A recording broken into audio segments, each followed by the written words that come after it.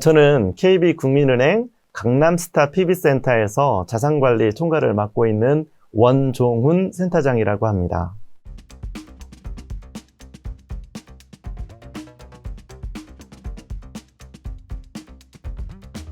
혹시 그 PB라는 얘기 혹시 들어보셨는지 모르겠습니다. 네.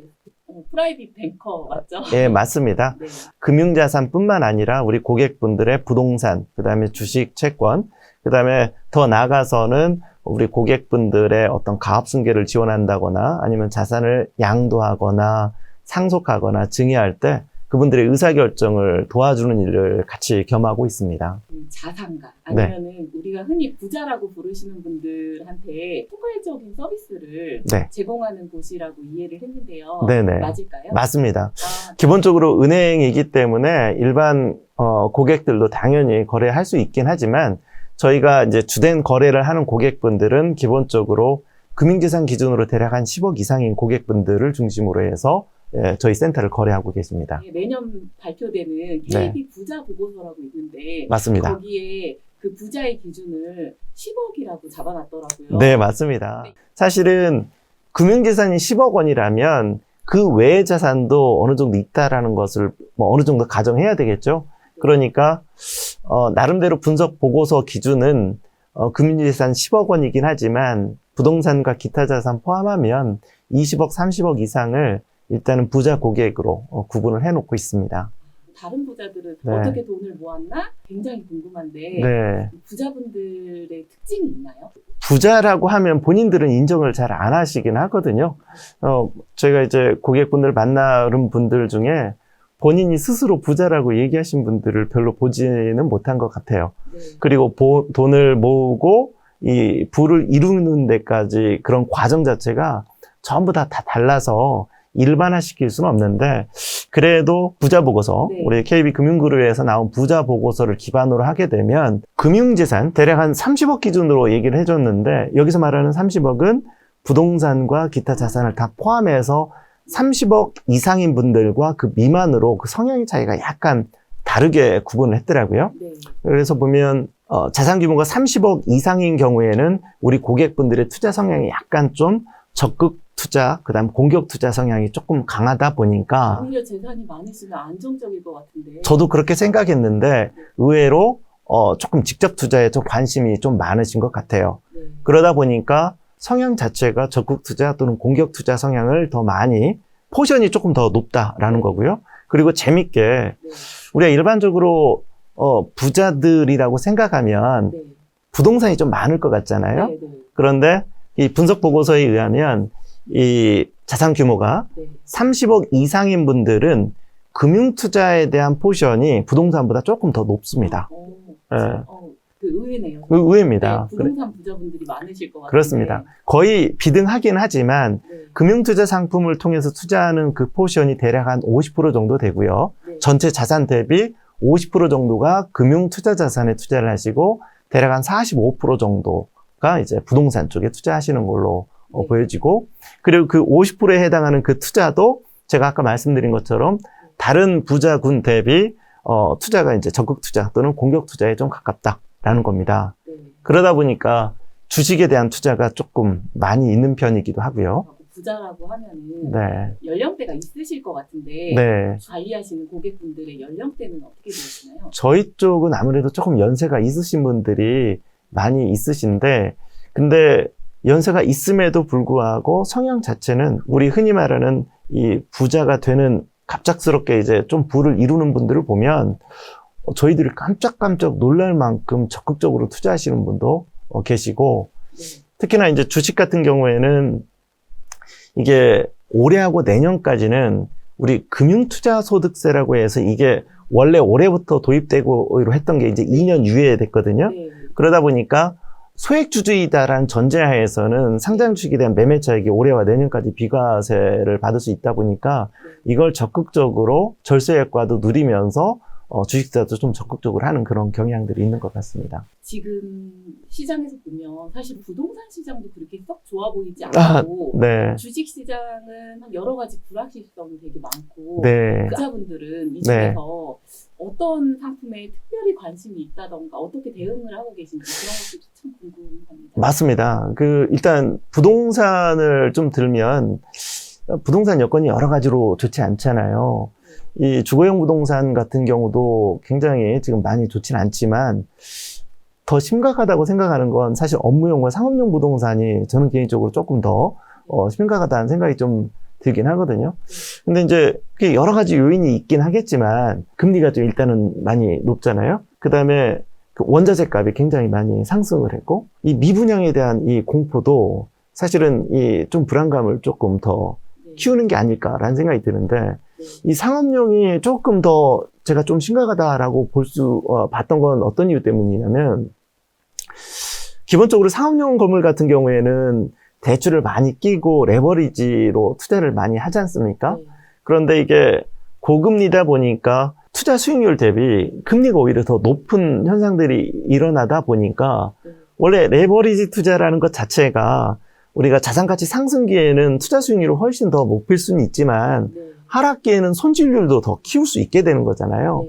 그러다 보니까 고금리에 견디지 못하고 매물을 내놓은 이런 경우들이 종종 있다 보니까 이게 자꾸 이제 악순환이 되는 게 아닌가라는 생각이 좀 들기는 합니다. 근데 그나마 조금 다행스러운 거는 저희가 이제 우리 고객분들하고 얘기를 하다 보면 이걸 기회라고 생각하시는 분들도 많이 있는 것 같습니다. 부동산도 사이클이라는 게 있으니까 고점이 있으면 저점이 있을 수 있듯이 요새 부동산 관련돼서 매입과 관련된 상담이 작년 대비 조금 많이 늘어난 걸 봐서 우리 흔히 말하는 이제 유동성이 있으신 분들은 지금 기회를 계속 저울질하고 있는 게 아닐까라는 생각이 조금 들고요. 그다음에 이제 어느 쪽에 그러면 이제 관심들이 있느냐라는 건데 사실 요새 채권에 대해서 조금 관심을 많이 가지시는 것 같아요. 예. 더군다나 지금 뭐 미국도 그렇고 우리나라도 그렇고 이제 기준금리가 동결을 넘어서 이제는 하락할 수도 있다라는 그런 느낌들이 좀 있다 보니까 채권에 대해서도 조금 관심을 가져가는 것 같은 느낌이 드는 이유가 아시겠지만 이제 시장 금리에 따라서 채권도 장기물 같은 경우에는 주식처럼 이제 채권 가격이 등락이 거듭되지 않습니까? 근데 표면금리 대비 이제 기준금리가 떨어지게 되면 사실은 채권 가격은 상승할 가능성이 있고 그 다음에 또 여기도 재밌는 게 채권도 주식하고 거의 유사하게 채권을 사고 팔면서 벌어들인 그 매매 차익 요것도 이 주식하고 똑같이 과세 대상에서 빠지고 있거든요. 그래서 여기도 한번 관심 있게 보시는 분들이 좀 제법 있습니다. 예. 주식 투자랑 좀 비슷한 것 같아요. 남들이 그렇습니다. 관심 안 갖고 제일 안 좋다고 아니면 앞으로 안 좋게 보는 사람들이 많을 때 네. 움직이시는 분들이 계시더라고요. 맞습니다. 그게 이제 우리들하고 이제 시각이 좀 다른 거라고 좀 볼 수도 있는 것 같아요. 제가 이거는 작년에 들었던 얘기인데, 결국은 그때 당시만 하더라도 어디에다 투자를 하더라도 안정적으로 수익을 확보할 수 있는 자산이 없다 보니까 현금을 그대로 들고 있는 게 가장 좋은 거다라고 얘기하는 경우도 좀 들었고, 그리고 요 유동성을 확보해서 투자 기회를 준비하고 있다, 기다리고 있다라고 하는 분들도, 이건 물론 일부 자산가들 중심으로 하는 얘기지만 그런 얘기를 듣기도 했거든요.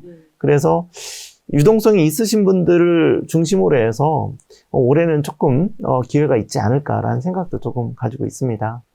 그리고 또 채권에도 부자분들이 관심이 많다 이렇게 말씀하셨는데요. 네. 채권 투자라는 게 이렇게 접근하기 일반인이 개인이 쉬운 분야는 아니었던 것 같아요. 맞습니다. 네. 아까도 제가 말씀드렸지만 저희 강남스타 PB센터는 은행만 있는 게 아니라 은행과 증권의 이제 복합점포 형태로 되어 있기 때문에 은행에서는 채권을 직접 팔지는 못하고 신탁으로 팔기도 하긴 하지만 직접 이렇게 중개할 수는 없잖아요. 그래서 고객분들 중에 채권에 대한 관심이 있으신 분들은 저희가 이제 증권 PB를 소개를 해주고 증권 쪽에서 채권을 가입하도록 하고 있고요. 실제로 올 1, 4분기 때 상당히 많은 분들이 채권을 선호를 하시고 가입도 많이 하셨어요. 제가 강남 스타피디센터 한번 간 적 있었잖아요. 네네. 그때 보니까 세미나를 하는데 돈도 많으신 분들이 필기도 하시고 공부도 하시고 하나도 졸지 않으시는 그 모습에 굉장히 큰 감명을 받았거든요. 네. 그래서 신기하더라고요. 굉장히 그 공부 열심히 하시고 수익과 관련된 부분들, 이 부분들은 굉장히 민감하시기도 합니다. 그리고 우리 흔히 말하는 자산가분들이 일반인들과 좀 다르게 관심을 가지는 또 투자 대상 중에 하나가, 회원권도, 투자에 대한 관심을 많이 가지고 계십니다. 그러니까, 맞습니다. 골프 회원권. 네. 그래서 본인이 회원권을 가지고 있으면서 즐기고, 네. 그리고 또 어느 정도 자산 가치가 상승하면 이것도 실현을 시키기도 하고, 예, 그 매각하고 더 좋은 회원권으로 갈아타시기도 하고, 이렇게 하시는 것들. 그러니까 이게 일반인들은 좀 쉽게 대상으로 삼지 않는 경우들이 있지 않습니까? 근데 의외로 적어도 채권 투자보다도 이쪽에 포션이 오히려 더 많아요. 그러니까 전체 자산 중에서 채권을 가지고 있는 비율과 회원권 가지고 있는 비율을 따지면 회원권이 훨씬 더 많을 정도로 이쪽에 대한 관심이 많으시고요. 그다음에 또 예술품에 투자하시는 분들도 많이 있습니다. 패밀리 오피스라고 있던데요. 네네. 패밀리 오피스랑 피비센터랑 같은 건가요? 이게 일단 개념은 명확하게 다릅니다. 근데 우리나라에서는 PB센터하고 패밀리 오피스하고 사실은 좀 그 구분 없이 사용되는 경우들이 좀 많이 있어요. 일단 가장 큰 차이점을 보면 우리 프라이빗 뱅킹은 앞에 P가 프라이빗이잖아요. 네. 그러니까 개인에게 맞춤형 컨설팅을 진행하는 거죠. 네. 금융상품뿐만 아니라 어떤 이제 뭐 상속 증여, 뭐 양도, 요런 게 개인 맞춤형으로 진행한다라고 보면 패밀리 오피스는 가족이나 가문의 맞춤형이라고 보시면 됩니다. 그러다 보니까 약간 서비스도 좀 다르죠.